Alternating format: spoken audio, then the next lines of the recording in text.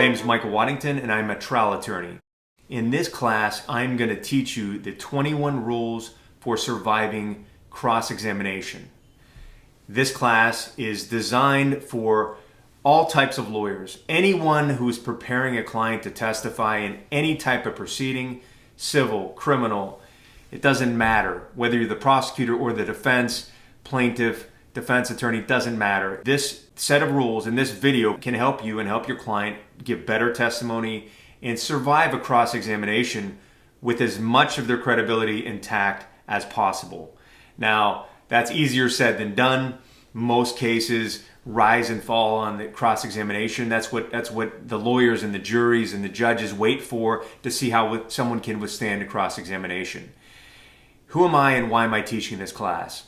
I've been practicing law for about 22 years. I practice primarily criminal defense, and almost all of my cases end up at trial. I've prepared hundreds of witnesses to testify, many people accused of crimes. I've also done the same in civil courts and to prepare clients for anything from testifying in a deposition to a child custody case to a case where their life is literally on the line. So these are techniques and rules that I developed over the years of practice. And I came up with this class because as I went through my years of practice and successes and failures, many failures, and that's how I learned my lessons, I went to the textbooks that we were taught in law school, the books available online, and I just didn't find much information out there onto really how to prepare your client to testify. I went to various websites of legal organizations and law firms and that have information about preparing your client to testify, informational articles, things like that. And there just wasn't much. As a matter of fact, I was on a major national law organization's website, and their article on how to prepare your client to testify was about 500 words long, and it was generic stuff like prepare them, practice with them, and tell them to answer the questions. That is not helpful. And so not only have I prepared many clients to testify successfully and to survive cross-examination, I've also cross-examined thousands of people. And when cross-examining witnesses, I look for some of these things that we're going to talk about in this class to exploit. And sometimes the witnesses just can't help it.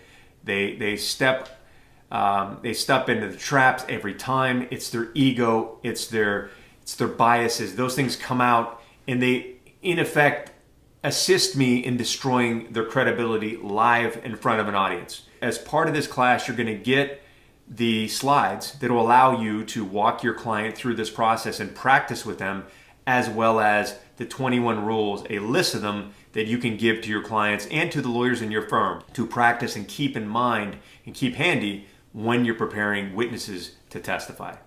I hope you learned something from this, and I hope you enjoy the class. Credibility. We all know that's what cases and testimony often rises and falls on.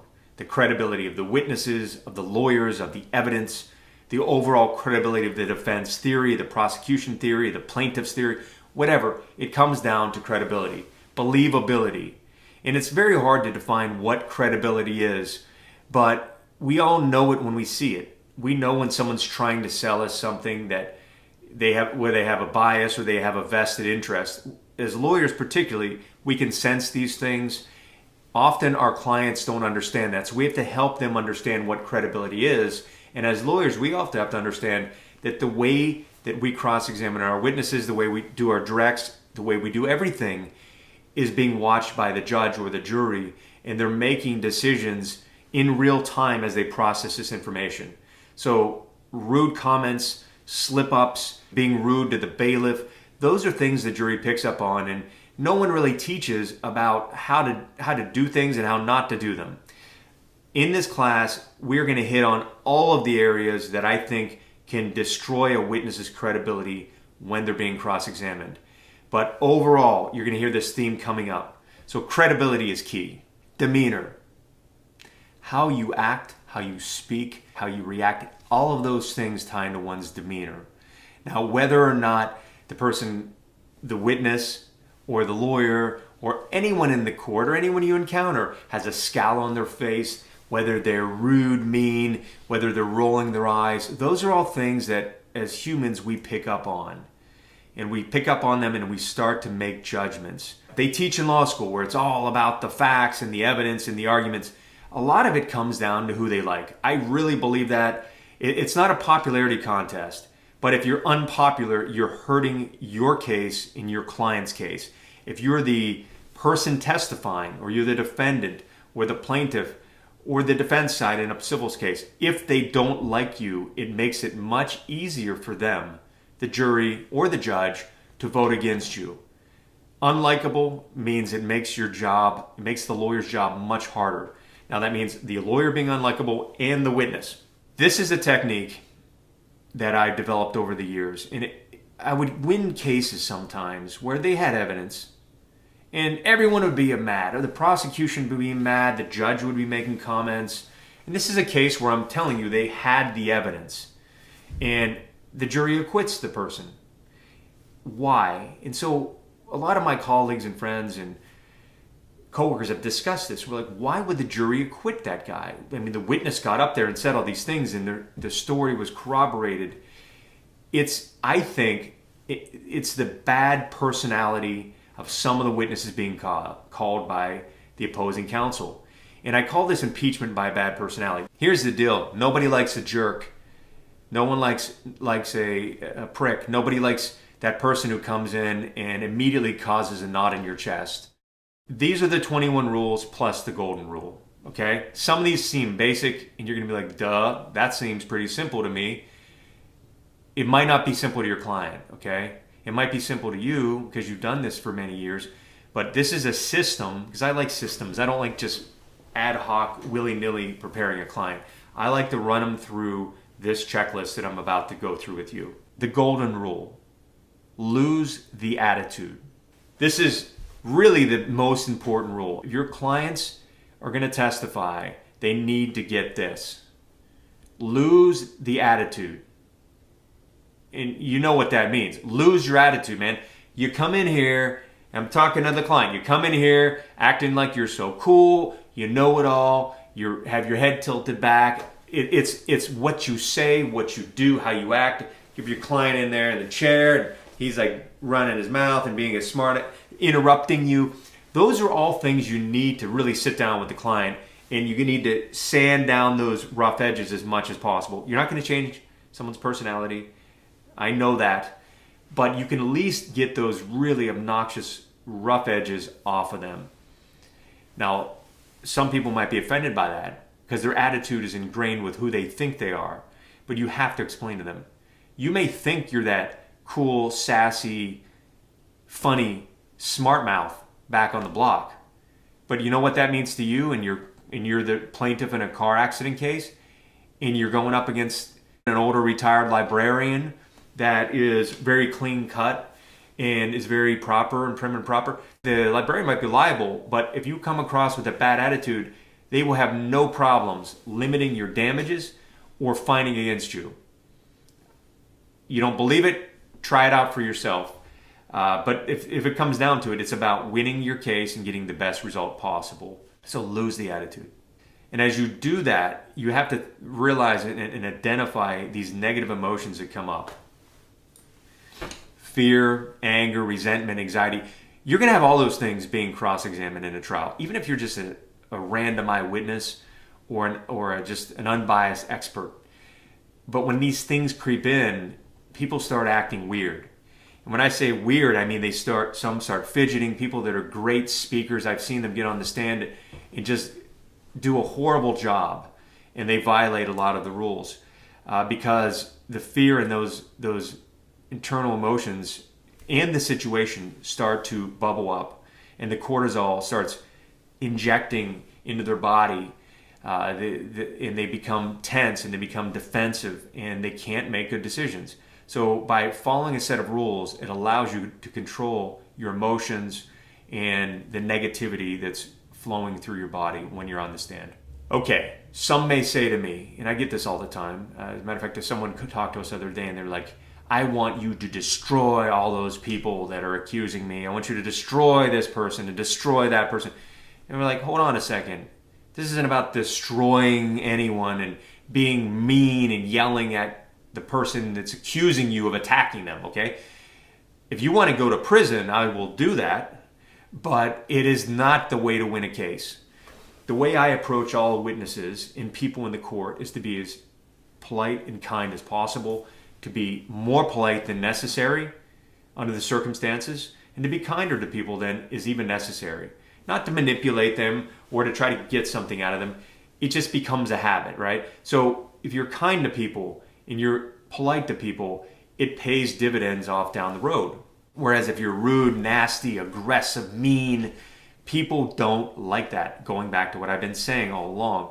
If they don't like you, if they don't like your client, in a criminal case, beyond a reasonable doubt, it's up here. They hate your guts down here. There's bad facts against you down here. It isn't like, oh, they hate you, the facts are bad, but they just aren't there quite yet at the summit of beyond reasonable doubt. In a civil case, the standard is much lower. So you're on thin ice here going into this. You're on thin ice. Your client is on thin ice. And if you're a lawyer, you want to get paid, right? You want to get the best result possible. You want to get paid, especially in a civil case. You don't want to be losing cases that are winnable. So what do you do when a lawyer is rude and nasty to you? This is not one of the rules, but this is just underlying the principle of lose the attitude. Let them have their bad attitude. Let that lawyer be rude, nasty. You sit there, be kind, smile, and the jury will like you much more. Some of you are sitting there, I know this because lawyers are skeptical and some are cynical. They'll say, oh, this isn't a popularity contest. I won a case once, blah, blah, blah. Okay, I'm sure you did. Okay? And that's great. But I don't think it's, if you have an attitude like that, you're probably not going to learn anything from my class or any other class. I'm telling you what works for me and what I see working in other courts that I watch and talking to a lot of other lawyers. You make everybody mad, which you don't have to do. You're going to probably lose more cases than you should. So be nice. Rule number 1. Listen to the question being asked. Listen to the question being asked. Oh, that's kind of silly, Mr. Waddington, some of you may say. Listen to the question, of course. Well, sit down with your client and practice and ask them questions and you see the answers you get. It's obvious from that preparation time and watching witnesses on the stand, they often don't listen to the question. Obviously, if you're crossing someone, you should be following the basic rules. But even if you ask one new fact per question, often witnesses go way outside of the rails. Like if it's a bowling game, you're on lane 1, they're on lane 10. And here's the thing, you want your client to be in the lane, right down the middle, answering the question. So you have to practice with them. Ask them various types of questions and teach them. They need to know how to identify these types of questions. Often these questions are objectionable. They're bad questions. I'm not saying that compound questions are good, confusing questions, triggering questions. I'm not saying those are good, but that's the type of stuff you're going to be hit with, especially if you're going against a bad lawyer. Like a lawyer doesn't know the rules or someone who does whatever they want. A bad lawyer, a bad trial lawyer can be a real problem to deal with when you're a witness who's testifying for the first time. And so teach them what a compound question is. It's when a question asks for more than one fact, or there's multiple facts that are being elicited or propositions being elicited in the same question. And once you teach them this, because most of our witnesses they're not lawyers. I have never represented a lawyer. They come from all walks of life. You could be representing a mechanic, a surgeon, a teacher. You don't know. It could be someone that English is their second language, and they work at a restaurant somewhere. And so they just never have been through this. So you have a duty to them, I believe, to teach them these things in a very basic fashion so they get it the first time. Confusing questions, triggering questions, or questions designed to get someone angry, provoke them.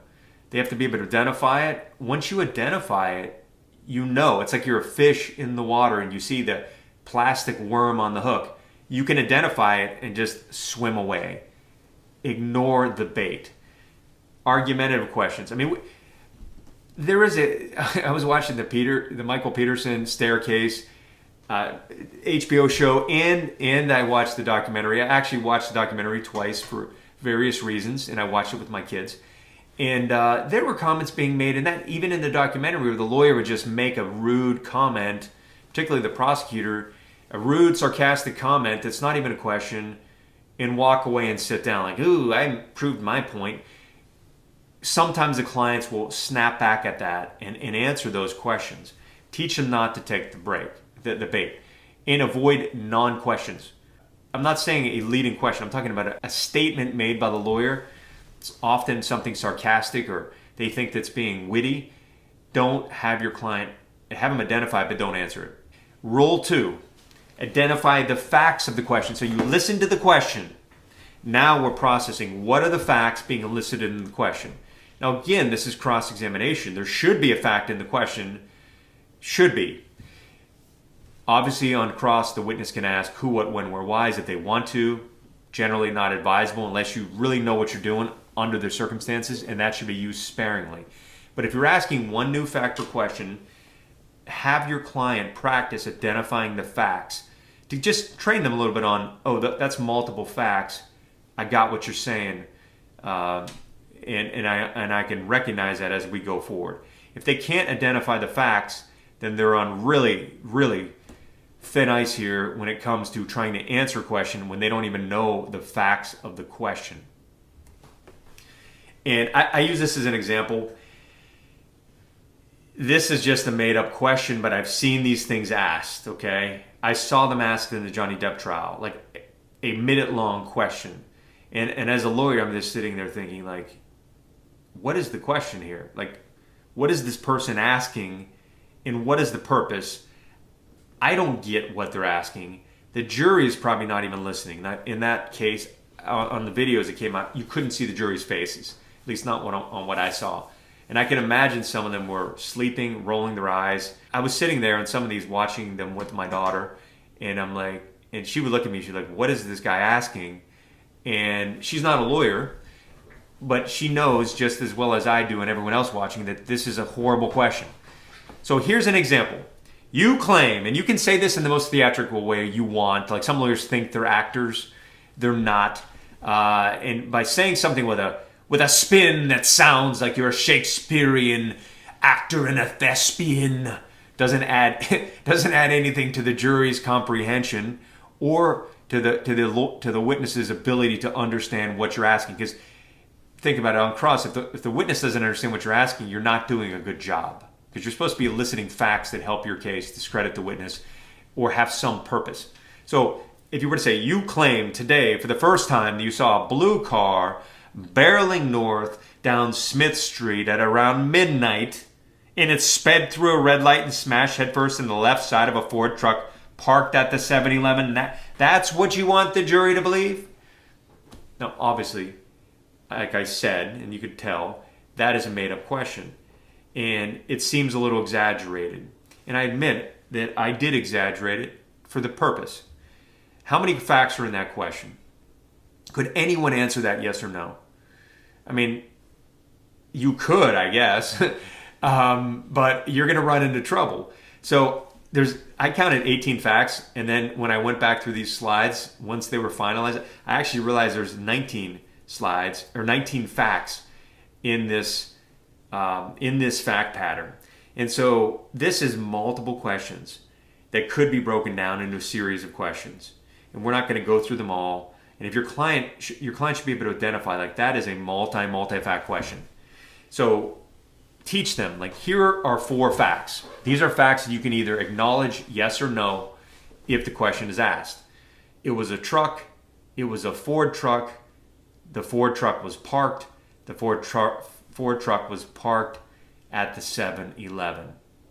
And practice with them on whatever facts you have in your case to teach them, because so many witnesses just get destroyed on cross, and it's like a fumble in a football game. It's a fumble that they run back for a touchdown. You know when it happens that you just lost momentum. So I'm not going to go through all the facts there, but have them identify what facts are. Rule number 3, pause and think before answering. I remember back in law school, and I went to another course that reiterated this. The theory was, if you ask questions, yes, yes, yes, get them the yes, yes, yes, then you throw in the 12th question or the 10th one that's a no or should be something else, and maybe you'll trip up the person. I'll tell you what, you don't win and lose cases based on whether or not you could trip someone up by asking yes, yes, yes 12 times in a row and maybe trick them. First off, whoever teaches that forgot about something called redirect. If you slip up and say yes to something inadvertently, the jury's not going to be like, whoa, he just admitted it. He just admitted it. When you stand up there and you ask him, hey, you said this on cross. Was that an accidental answer or what happened? You have them explain it. And then you can just go off and explain all that and pretty much cement that little blooper that you made. So have your clients, either way, listen, stop, think, take a breath, acknowledge the question, answer the question. Maybe take a breath, breathe in, breathe out. This is not a meditation breathing class, but that does help. Teach your clients. If you train them, listen to the question, understand this lawyer is trying to bait you, identify the facts. It's a puzzle in their head. Answer yes or no to the fact. But don't just blurt out answers. I mean, pretty much a slick lawyer can get anyone to say anything if you ask them questions fast enough. The client or the witness testifying must slow down the pace. Answer the question that's being asked. That's rule number 4. Answer only the question being asked, and that should be it. If you answer a question that is not being asked and don't answer the question, you're going to look evasive, and your client is going to look like they either didn't understand or they're hiding something. Rule number 5, tell the truth. This may be seen as a no-brainer, like of course they're going to tell the truth. But we could argue, what is the truth? What is telling the truth? And there's often many shades of gray in the minds of your clients as to what the truth is or what is true. Like, this isn't a philosophy class or philosophy lesson, and neither is testifying on a witness stand. You need to tell the truth, if you're a witness, what you know to be certain. That is telling the truth. It includes not being evasive. It includes not shading the truth. It includes not embellishing. It includes not saying things that you don't know with certainty. Like, if you don't know what happened in the bar that started the fight, then don't say it. I've had multiple cases where I get the file and I'm reading through these investigative notes and I'm looking through the report. And I say, my goodness, there's like 3 eyewitnesses. They saw the guy pull the knife. And you go and interview these people and they tell the story depending on how you interview them. Oh yeah, he pulled the knife and this happened and that happened. And then you get them on the witness stand. And if you don't know what you're doing, they're going to tell that story. But so many times in those types of cases, we ask them details about where they were, what happened next, who was next to them. And you start realizing that this witness is telling you what happened, but they didn't see what happened. They heard what happened from someone, or the police might have told them, or they read about it on the news, but they in fact did not see it with their own eyes. Now, you may think I'm exaggerating. This is something to me, in my cases, that comes up all the time. And it's usually tied to poor investigative work and poor initial questioning. Like if you pull someone over on the side of the street and there's a dead body and there's a car, you say to them, my God, what happened? And they say, the car ran the red light, plowed into this guy who was crossing the street on their bike, and then he went flying, and here he is. He's bled out. Okay, we got ourselves a witness, right? Here's the thing. You don't know if that person just repeated what they deduced from the situation, what they're speculating about. You don't know if they actually saw it with their own 2 eyes. So this all involves telling the truth. You want to get destroyed on cross-examination, you want your clients to get destroyed, let them get up there and say stuff that they don't have firsthand knowledge on or about, and stuff that is not 100% true, because the whole truth and nothing but the truth should be what's coming out, not their embellished version of what happened.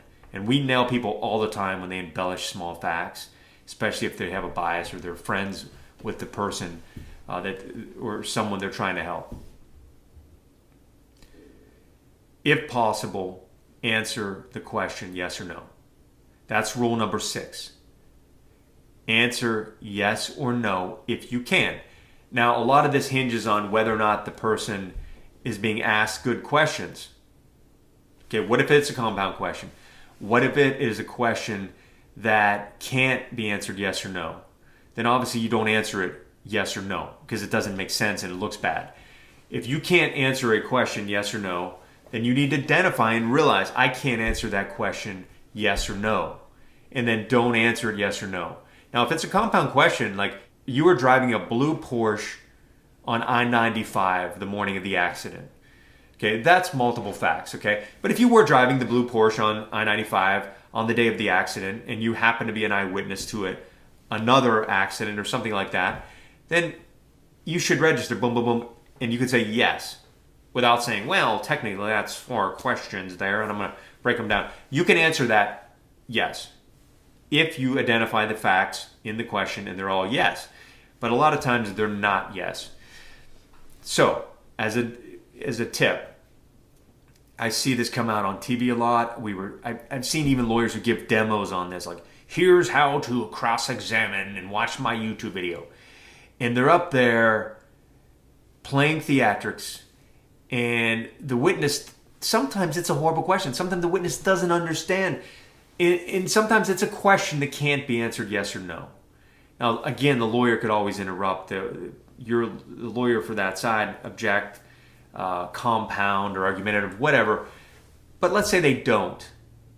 And I think witnesses should be able to handle their own when testifying, especially if it's someone very important, like the plaintiff, the defendant, the victim. I think they should be able to handle some of these things on their own without the constant bickering with lawyers interrupting. The constant interrupting and objecting is something that's annoying to the fact finder, and it makes you look dishonest, in my opinion, especially if you're losing your objections every time. Because who wants to hear a story that's constantly being interrupted? That's one of the biggest pet peeves I have with lawyers. They think that the more they object, the cooler they look, or they're preserving the record. Maybe if you're objecting to something relevant and necessary. But if it's not necessary and relevant, you look like you're obstructing, you look like a jerk. That's the bottom line when you watch these trials unfold on TV, the Amber Heard trial. A rambling objection to every single question, especially if you're not even winning, makes you look incompetent, and you have people talking on the internet about where do these lawyers come from. Some of them did a great job, by the way, others did not. So here's how you deal with someone that says, answer my question, yes or no. Answer my question. That requires a yes or no answer. Be cool, be calm, and identify that this lawyer is trying to be theatrical and bully you, and remember the rules about demeanor. And say, I'm sorry, ma'am, I cannot answer your question, yes or no. May I please explain? And then when they say, no, answer yes or no, or they say to the judge, order her to answer yes or no, that's a good time for your lawyer to stand up and be like, Your Honor, it is a compound question. It's necessary that she explain either her answer or not answer yes or no, because she can't answer yes or no. It's impossible. And so I can't answer yes or no is a great way to get out of that. It makes actually the lawyer asking the question kind of look like a jerk sometimes when they try to force you to answer yes or no. If your client can answer yes or no, they better answer yes or no.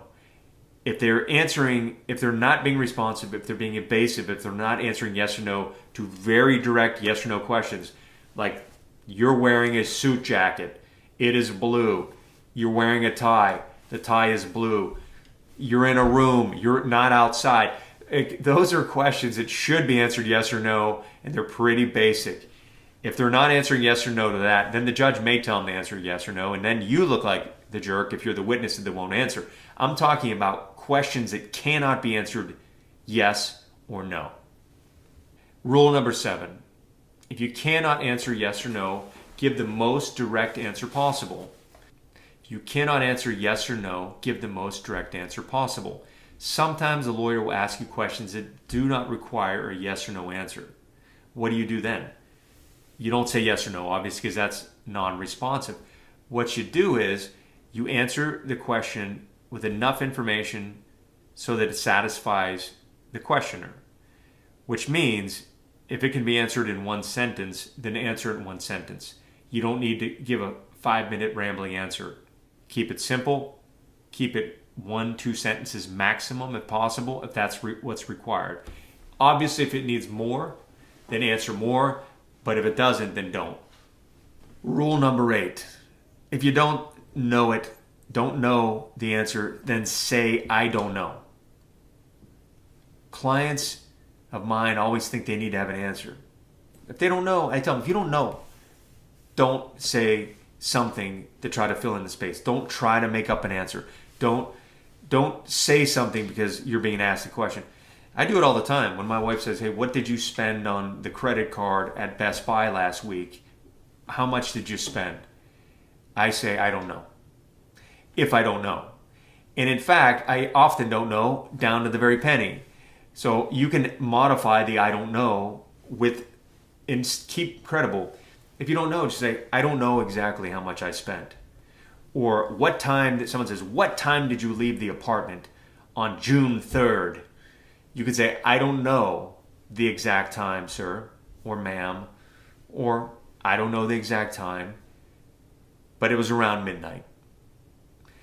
But if you don't know something for sure, what was the name of the hotel you stayed at that night? I don't know. I like I don't knows better than I don't remember, because anyone who has an answer for everything is questionable when they look coached. Now, you don't want to say I don't know to everything, then you looked either coached or incompetent or like you're lying. But if you don't know every once in a while an answer to a question, just say it. Rule number 9. If you don't remember, say I don't remember. Remember, recall. Recall, in my opinion, is lawyer talk. So when I have a witness that's testifying, they've just testified for 4 hours, any length of time, and they have all these answers to everything. They know the details of everything that happened 3 years ago on the dark and stormy night when they were attacked or robbed or whatever.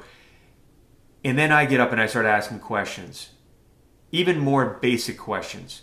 And I don't recall, I don't know, I don't recall, I don't recall, I don't recall. I use that in my closings. And I've had cases where we've counted 40, 50, 60 times with the witnesses, I don't recall in 1 hour. And then I compare and contrast, like 3 hours on the witness stand with the government, 0 I don't recalls. An hour with us, no recollection of anything. Now, in that hour, you use your judgment. So I would not overcoach your client to say, I don't recall. If they honestly don't remember, there are some ways to answer that. And you got to tell them, I don't remember. If you don't remember, then don't make it up. But if you don't remember, say, I don't remember. However, here are some tips for that. If you don't remember, let the lawyer refresh your memory. And there's some ways you can do that and be polite. Like if you're an expert witness, you are not expected to have memorized 5,000 pages of a file. If you're a police officer, you're not expected to have memorized a 350-page investigative report on every single detail. And no one expects you to. So if you're asked the question, on July 3rd, 2021, the first step you took after you got the 911 call was to call an ambulance. Now, let's say they don't remember what the first step was. You could say, as the witness, I don't remember exactly what I did. I know I called the ambulance. So answer the question the best you can. But I'm not sure if I called them first. But it's in my notes. Can I take a look at that? Or it's in my lab report. May I please take a look at it to jog my memory? Or It's in my original statement to the police. May I please look at that? And if the lawyer says, no, you may not, then you could say, well, okay, like I said, I don't remember. And then your lawyer can also refresh your memory as well. So there's various ways to refresh someone's memory, but you don't want to make it such a habit that you look uncredible. So what you want to do is you want to refresh those facts before the witness testifies. And to save time and to get the better results, in my cases, to get better results, I often give, let's say I'm interviewing a nurse that looked at a victim or an injured person or something. I'll give them the report in advance, be like, hey, here's the report we're talking about. And I would sometimes highlight, I'm going to ask you these questions. That's if I want to get facts out of that witness on cross-examination.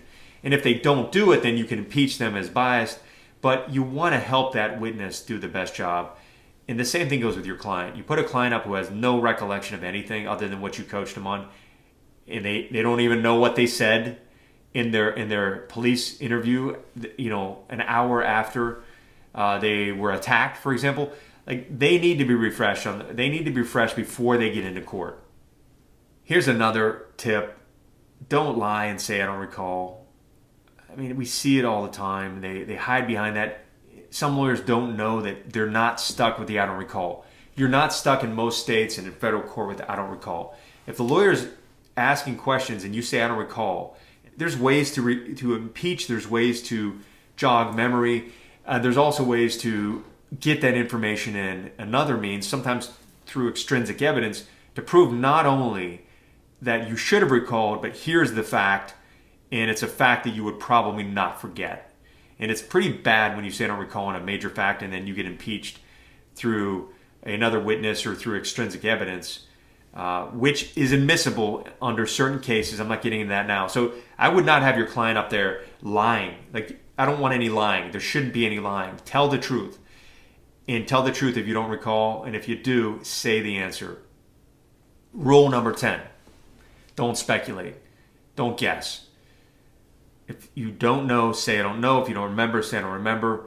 Give them the most accurate information possible and don't make up answers. People do this all the time. If the lawyer's listening and they hear them going off and saying things, and the lawyer's good, they'll catch them. Okay, they might not jump them right there on that and cross them. They'll say, a minute ago you said X, Y, and Z. Are you sure about that? You sure about that as the rest of your testimony? Let's talk about what you just said. They can be impeached with that piece of their testimony, and it can discredit the rest of it. So do not speculate. If you don't know it, say it. Rule number 11. Do not try to explain unless asked to. You can always explain on redirect. Answer the question. Yes or no. Yes or no. You don't need the whole backstory. They're not asking for the backstory. When you start giving the backstory and explaining answers, then what ends up happening is you look dishonest and you're going to end up saying something. You start violating these rules. Explain it on redirect. Have your lawyer can just say on redirect, you were asked if you returned to the same sidewalk the next day, the same unshoveled sidewalk, and you slipped again. Why did you return? Well, because that was the only sidewalk that connected me to the main street, and I'm 85 years old, and I didn't have my own snow shovel. So you got to be careful when blurting out answers. That can be handled on redirect. So don't explain unless asked to. Rule number 12. Answer the question. Stop talking. Wait for the next question. Some of my most successful attempts at putting my client up where the client's acquitted or does very well, they follow these rules. They answer the questions. You know how quickly a cross-examination goes? When the witness is asked a good question, a one fact per question type question, and answers it yes, no, yes, and stops talking. It's quick. It's rather painless if done properly. When they're not answering the questions and they're going all over the place and they keep talking, then they start blurting things out. It's just giving us opportunities to create fumbles as the cross-examiner. I cross-examine, like I said, thousands of people. And my wife and I have written 3 textbooks on cross-examination. Those are for criminal defense lawyers. But we have gotten very skilled at listening for potential fumbles. Or when, imagine the ball is coming in the air, we can pick off the interceptions.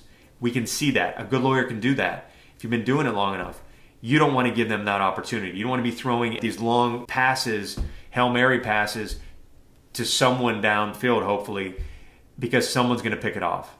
They're going to run back a touchdown. Use silence to your advantage. When you stop talking after you answer the yes or no or give your answer, it creates an awkward silence in a room. It wraps up the process fairly quickly. Rule number 13, if you don't understand, this is different than I don't recall or I don't know. If you don't understand the question or words in the question or what is being said to you, say, I don't understand. I don't understand your question, sir. Can you please explain what that word means? Or just, sir, I don't understand. I'm trying, but I don't know if I can answer your question. Because I went against a lot of lawyers, but I went against this one that would use these words in his opening from the Iliad and obscure words from the Greeks and concepts that from physics that nobody really understood. And I was there with a forensic psychologist on my team who was actually a professor. He and I were joking through our chat we had. He's like, we kept a tally of all the words that we had to look up. And so if you don't understand, the jury probably doesn't understand, and they would really appreciate it if you would just ask or say, I don't understand. Can you please explain? And do it very nicely. Don't do it like a jerk. And remember this, your client should understand this. Lawyers often ask bad questions, often confusing questions, and you often need clarification. It is okay to not understand. Some people are self-conscious about this and they want to try to seem smart or on the ball, and they get themselves in trouble when they start answering things that they don't even know what the question's asking. Or maybe it's a terrible question. I don't understand. Can you please explain what that means? Now, what if they say to you, what if the lawyer says, answer the question? And the judge is not going to make you answer the question if you just said, I don't understand. I don't understand what you're asking, sir. I don't understand your use of the word. I don't understand what the question is. The judge will probably say, you want to rephrase that and put it back in the lawyer's court.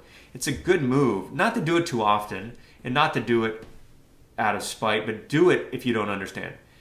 So what you also have to be aware of is, and this falls up underneath that, beware of adverbs and adjectives. When as a lawyer and as a witness, when they're looping in adverbs and that can be interpreted a variety of ways, and you're answering those questions, and you don't know the meaning of the word, and maybe you do know it, and maybe it's a common known, but if it's something you don't understand, that's your time to ask. Rule number 14. Don't answer the question that you wished was asked or that you were not asked. We see experts do this all the time. They think they know where the lawyer's going, and the lawyer's asking factual questions as part of their cross. One new fact per question. Don't jump ahead of them and try to come to the conclusion or try to get ahead of where you think they're going. Because a good lawyer will not take the bait. They will use that. I do it all the time. You don't answer my question. You answer a question that wasn't asked. You jump ahead. I will chalk that up as something for a potential further cross chapter, but I also repeat the question. And I have a class called The 9 Rules for Controlling Hostile Witnesses, and the first rule is repeat the question. Repeat the question if it's not answered. Or slow it down calmly, and what it does is it makes the jury focus in on the question and shows the witness as being evasive. So answer the question. Don't answer a question that wasn't asked. I'll give you an example. 2 of them. The day after Johnny attacked you, you went back to his apartment. I don't think you understand how rape victims are, counselor. Do you? This is common behavior of rape survivors, and that's why I did it. I could say, I could take the bait and say something, or I could repeat the question. The day after Johnny attacked you, you went back to his apartment. Your witnesses need to be aware. Throwing in information that's not being asked about makes you look bad if the lawyer handles it properly. And it makes you look combative, like you're on a Judge Judy or one of those TV shows. You're just like some problematic witness. Here's one with experts. In your tests, you found no lead in the water, doctor. Not all tests are 100% accurate, and the EPA came in later and did some tests. I think they found lead, from my understanding. Don't take the bait. Repeat the question. And by repeating the question, and then we get repeated non-responsive answers, it sets up that witness for impeachment with bad personality. They're evasive. They don't answer. They're trying to push an agenda. That's how that ties in. Rule number 15, don't volunteer information. Now, some of these rules somewhat overlap, but here's an example in a case where the client just starts blabbing things out that they think the jury wants to know. If the question wasn't asked, don't answer it. Don't start vouching for yourself and volunteering information, or you're going to get hammered down and you're going to get into trouble. I had a case once. This is a spousal abuse, and this is just a little example. The prosecutor asked this guy on cross, you married Julie, that's his wife, the victim. You married Julie in August 2018. And he's trying to establish when they were married and how long they were married. And this guy blurts out, yes, well, we had a perfect marriage, you know. We had our ups and downs, like the time we fought in Vegas, but I do love her and I would never do these things she's saying I did. I mean, after all, I respect all women. I would never hurt anyone, especially my wife. Well, he didn't answer the question. We did, but he kept volunteering information. He talked about the perfect marriage, ups and downs, at some incident in Vegas that he wanted to try to get ahead of. Then he vouched for his own character as respecting women and saying he would never do this, which to me is a red flag that someone did it when they say they would never do something like this. You're not being asked if you would ever theoretically do it. You're being asked often about whether you did it. So when criminals say that and vouch for their own character, it gave the prosecution the ability to pounce and rip this guy to shreds. So don't volunteer information. Rule number 16, don't try to be funny, sarcastic, or witty. This isn't a comedy show. This isn't Judge Joe Brown or Judge Judy. And you're not Johnny Depp, okay? Johnny Depp acted the way that he did in his case. If it was one of my clients and not Johnny Depp, the judge would have scolded him. The jury would have hated him. And they might have hated the other side too, and I'm not saying he wouldn't have won, but his comments, Amber Heard's attempts to try to manipulate the jury and try to be an actress, that is a terrible example for someone to follow. You're not a comedian if you're up there as a witness. You answer the questions. You can be serious and be polite without being rude. And you can smile at times if necessary and appropriate, but it is not a comedy show. That does not work. Don't quibble. What do I mean by that? I hear this all the time from judges. Your client quibbled a lot, or that witness quibbled a lot. Quibbling is bad. Your client shouldn't quibble. Here's an example. This ties into the know-it-all. Impeachment with bad personality. You ask someone, you saw a car, and you're going to ask, you saw a car, it was a Porsche, it was a red Porsche, it was on the high, it was on I-95, you saw it going northbound. Let's say those are your questions. You ask the person, you saw a car, and they want to be cool and know it all. Well, technically it was a Porsche 911 with a spoiler. You could say, you saw a car. It was a Porsche. Or you could say, a Porsche is a car. Well, yes. Therefore, you saw a car. It was a Porsche. I mean, there are various ways to deal with that. But here's another one. If you're in a trial for a hit and run, the car is not in question, okay? And you got a witness and you say, the car was blue, the Porsche was blue. Well, I would say it was more of a light royal blue. Okay, royal blue is a blue. You saw a Porsche, the Porsche was blue. And you just look like a jerk. And most people do this, they do it throughout their testimony and they destroy their own credibility. Avoid yeah buts. If your witness is saying yeah, but they're doing something wrong on cross, I listen for yeah buts. Number 18, rule number 18. Don't stare at your lawyer when you're asked a question A key question, you're staring at your lawyer, the jury's watching. Also, don't stare at the jury. Amber Heard got slammed for this, and I thought it was really weird how she did it. She was overcoached, and it was just weird. FBI agents can get away with this. They are usually pretty well put together. They can look at the jury and explain things. Some experts can get away with this. Different story. This is more for the amateur lay witness. Don't have your clients look at the jury and, quote, connect with them. It's going to go bad. There's too much going on. They're not listening to the questions. They're looking at the jury. They're thinking, what's that jury looking at me that way? And it becomes a disaster. So listen to the person that's asking the questions, understand the question, and answer the question that's being asked. This is so basic stuff, but I've seen so much nonsense being taught out there that doesn't work.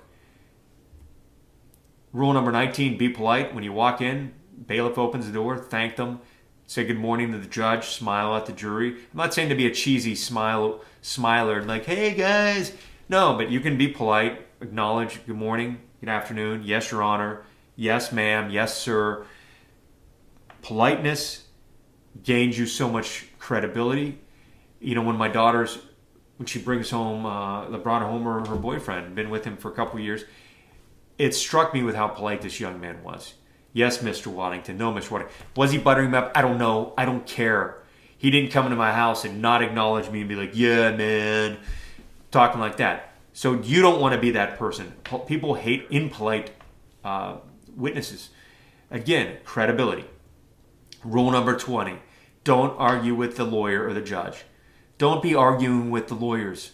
I know it looks good on TV when they're bickering, making sarcastic comments. If it's you as the witness or your client and that person is argumentative and arguing with the opposing counsel, I pretty much guarantee you they're not scoring the points you think they are. It might be entertaining. The jury might think it's funny. But jurors don't like witnesses that are argumentative and wasting their time. I use the argumentative witnesses and I destroy them all the time. They want to argue with me about everything. They want to quibble with me about every section of their manual. When I see that as, my prey running into the corner with no escape. They're going to get destroyed. Don't argue. Don't do it. Rule number 21. Dress more conservatively than you think is necessary. Now, some of you may say, how dare you tell me what to do and how to dress? Listen, these are my rules. You can follow them or have your clients follow them if you wish. I don't care what you do, okay? But I will tell you, I've seen people laughed at when they walk into court. Court is a very serious place. We're debating someone's future, someone's freedom, whether someone is put to death, whether someone loses $1 million, whether someone loses their children, for example. It's serious.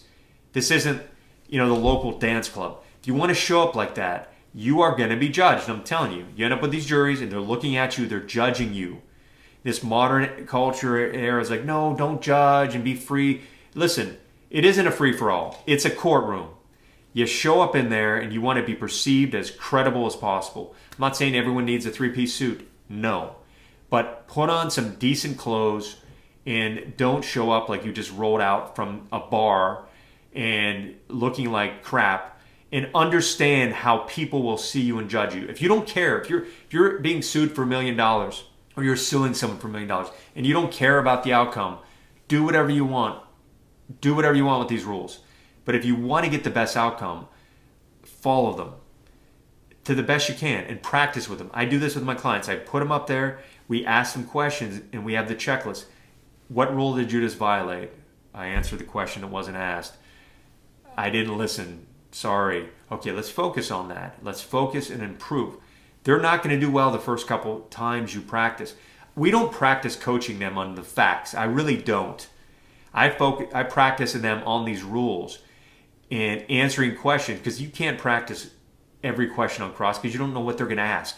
You can do general themes, and then you can focus on the rules and the code to live by that'll make you, at least help you survive with as much of your credibility intact as you can have. Some witnesses will get destroyed either way, but this will at least give you the groundwork and will shave off those rough edges that could make you not credible and could hurt your case.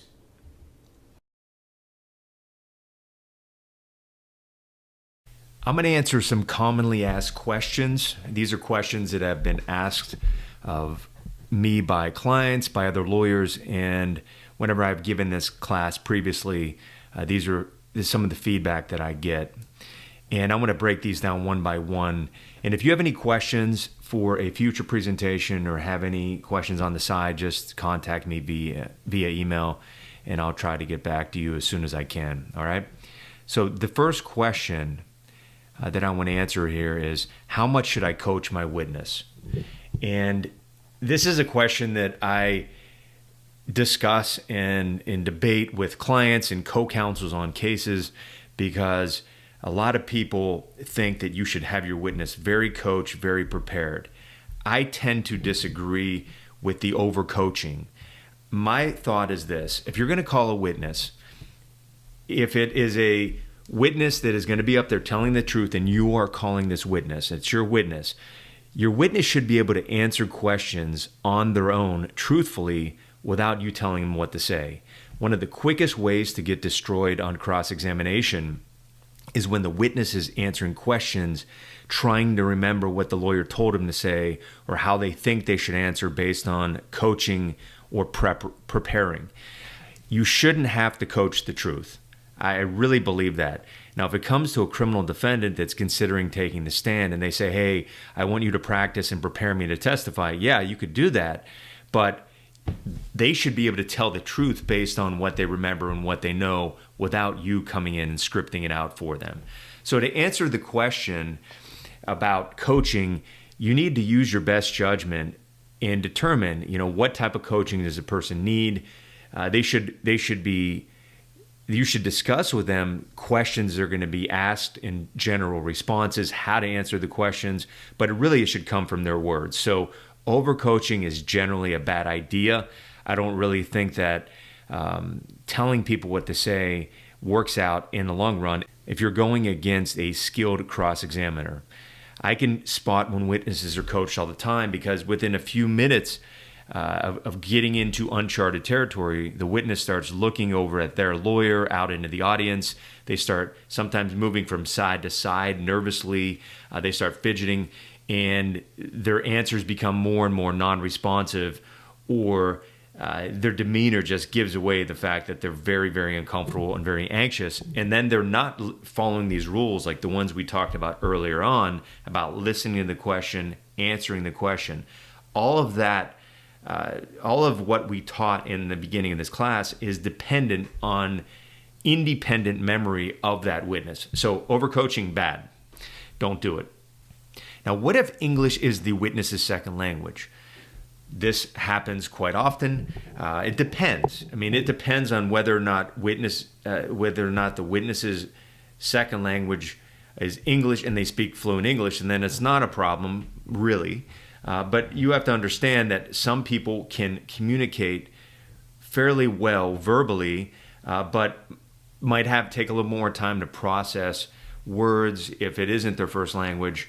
Now, most people, even those who have lived in the United States, who have English as a second language, who have lived here for many years, and just most citizens in general who grew up here, they don't have any experience with lawyers. They don't have any experience being questioned. So it could be a little more difficult for a witness, depending on their familiarity with English, to be cross-examined. However, it could also work to their advantage.